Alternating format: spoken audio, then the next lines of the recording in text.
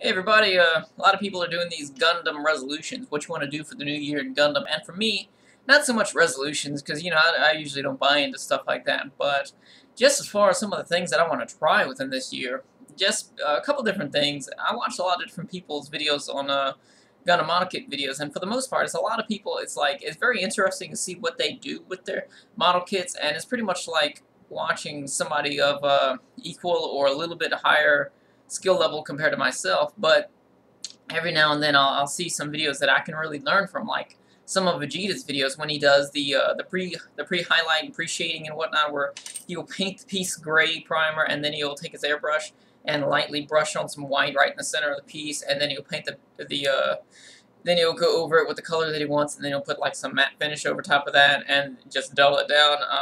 That is something I really want to try, and I did not even know how to go about shading, but I really can't do that right now because the airbrush that I'm using is this really cheap. It's not really accurate as I would like it to be. It's this really cheap airbrush, and it's like 20 bucks, and it's not really as accurate as you would need to do that, but it's something that I would really like to try because I always really like the way that the shading pieces look. Another thing that I always wanted to try is I wanted to do a customization where you take two kits and combine them together, and that's really hard actually. It's not hard like you would think. The worst part is that you got to buy the two different kits, and the best kits that I think that would go together is probably some master grades. I can probably put some high grades together, but I just think the master grades look better all the way around. So that's really expensive. So you'd have to buy two different kits. That's like $120 right there if you're lucky.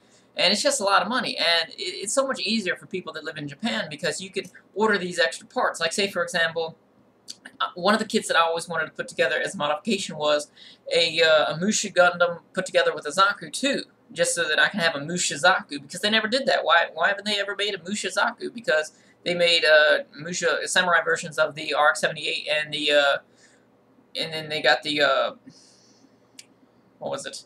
The Mark II. They got the Mark II and the RX-78. They got those in Mushi Gundams, but they don't have a Zaku, and I think that that's something that they should have.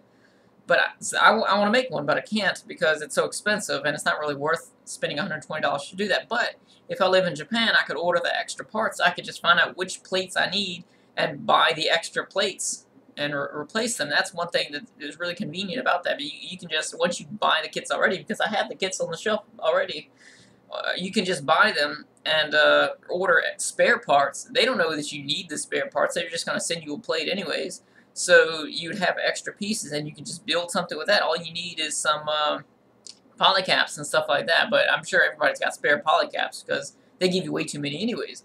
So that would be something really interesting to do. One other thing, I always wanted to make this modification of a combination between the Wing Zero custom and the Death Scythe custom, and make some sort of like very demonic, doing something very demonic with the angel wings and make it look very dark and evil, because people make the Wing Zero very angelic all the time, and I want to make something evil out of it. That's just something that I want to do. A couple other things I wanted to modify. Like right now, I'm still working on. Well, I haven't even started on it yet. My Astray Blue frame.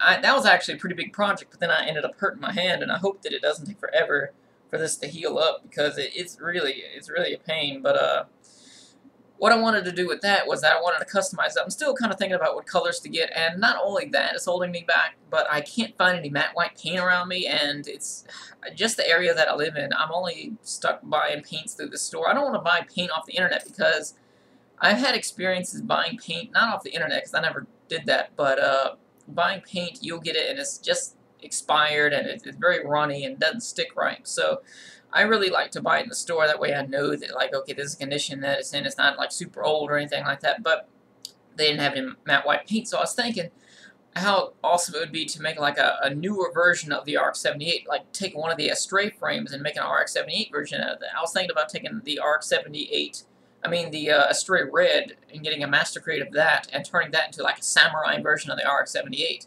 And I hope nobody takes my ideas, because then I wouldn't seem original. But I'm pretty sure people have thought about that already. But yeah, as far as that goes, another thing is I need to find some way to display these. I need to get some sort of display case, but I don't really have too much room in here to do that. So that's pretty much my New Year's resolutions as far as Gundam model kit making go.